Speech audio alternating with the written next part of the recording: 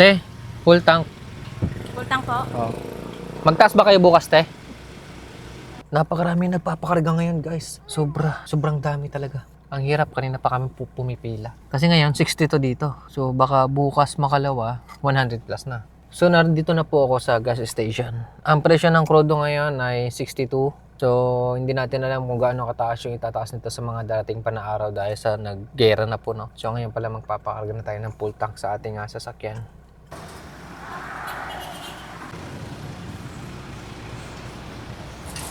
So, yung pambayad natin ay atong ating barya. Bali, 2,700 ito. Mahigit piso doon yung tataas.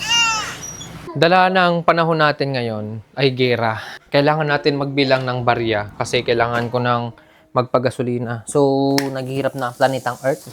Meron na lamang akong labas ko na yung aking last money na tinatawag. Ito na lang yung pera ko, guys. Kailangan namin kargahan yung sasakyan namin.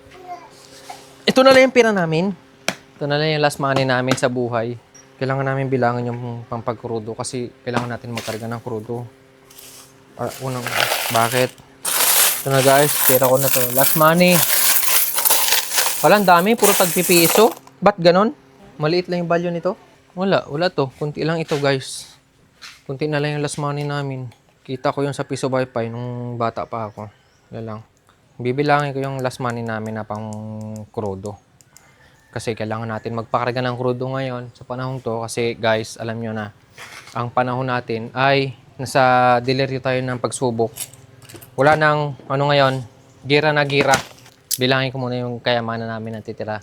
Ang pangkrudo namin, so magbabalik ako kung ilan yung nabilang ko sa last money namin.